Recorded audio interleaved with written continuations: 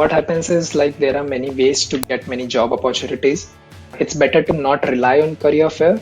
Like we have three career fairs happens in Rutgers, one in fall and another in spring, and one is organized by the department only for technical companies. So we should ensure that we go to all these career fairs, because if you miss out on a single employer there, what happens is that employer tends to call directly for interviews and others don't. So it's definitely not worth to miss out some employer.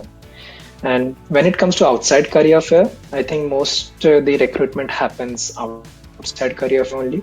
People just go to each web page of each company, search for jobs and apply there. And if there's luck, then you get a call. Sometimes it gets little delayed, but no hopes lost. Like everyone tends to get jobs somewhere or the other.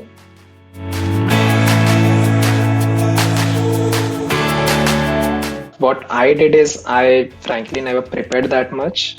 What I ensured is that my fundamentals are strong, and in interviews we think that interviews are difficult, but if your fundamentals are strong, you have a good enough chance.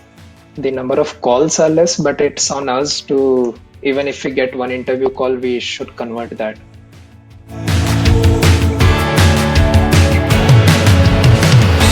For our class, more than 90% have got internships. Also, not to forget that there are few students who prefer doing some research work under professor in university rather than going for some internships, because that might increase more knowledge than the other internships.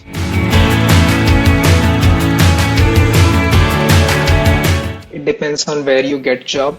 So for East Coast, it's around $35 to $45 per hour. But in West Coast, if you go, it's around $45 to maybe $55 per hour. It depends on location rather than the organization. Internship salaries are pretty standard over there.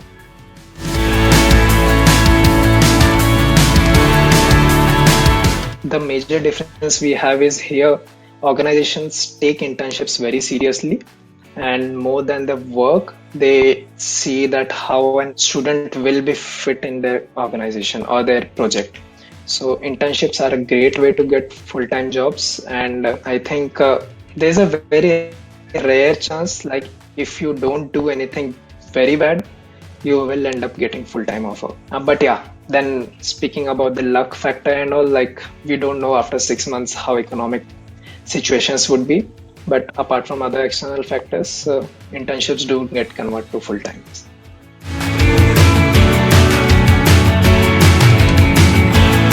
Internships are tough to get because not all organizations want to hire interns, but then there are a similar more number of opportunities are there.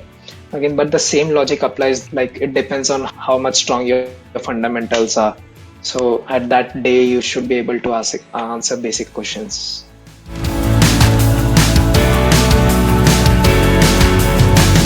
Yes, it does help because you have something to talk about during your interviews. So they'll ask like what kind of work you have done, and then you can answer that. So that gives a head start, I should say.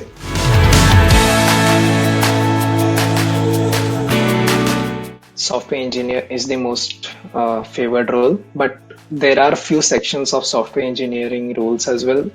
So there's a full stack engineer where you should know the website development and the backend of website. These are the most popular things. If you have knowledge in these two domains, then I think you have a scope of getting selected for the larger pool of companies.